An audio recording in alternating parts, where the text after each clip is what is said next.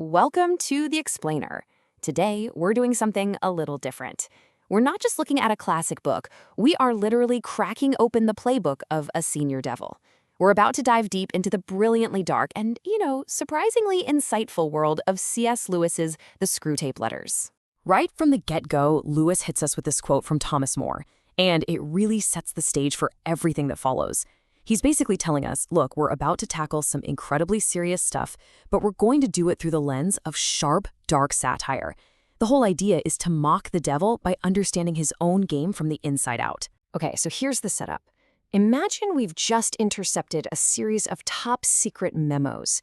And this isn't your average office correspondence. This is a training manual, a masterclass in human temptation, sent from a high-ranking bureaucratic demon to his nephew, a rookie tempter out on the front lines. Now, to get what's going on in this playbook, you've got to know the players. First, there's Screwtape. He's the experienced, kind of cynical manager writing the letters. Then you have his nephew, Wormwood, who's the eager but pretty clumsy agent in the field.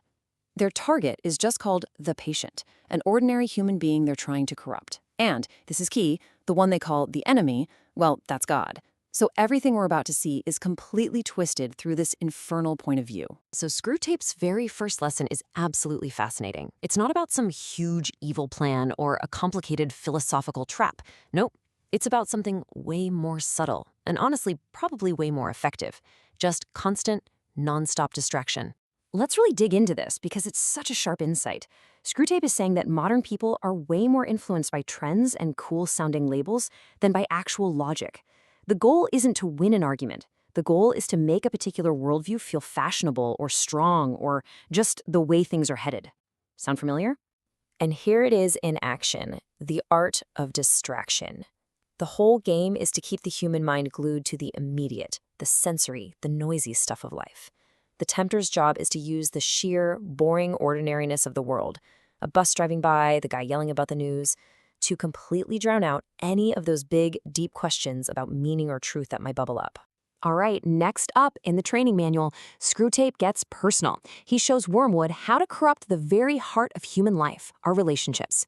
He lays out a plan for turning the people closest to the patient, even his own mother, into unwitting agents of misery. And this is just a brilliant psychological masterstroke.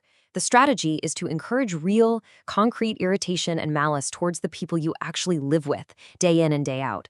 Meanwhile, you let all that charity and goodwill get directed at abstract causes or people you'll never meet. You see the trick? One is real and corrosive. The other is basically imaginary and costs you absolutely nothing. So how do you actually do it? Well, it's not about big, dramatic fights. It's all about tiny, daily pinpricks. You teach the patient to have a complete double standard. His own words? Oh, they're just straightforward. But his mother's words? They need to be analyzed for every possible hidden meaning and negative tone. Over time, all these little irritations build up into this huge fortress of resentment.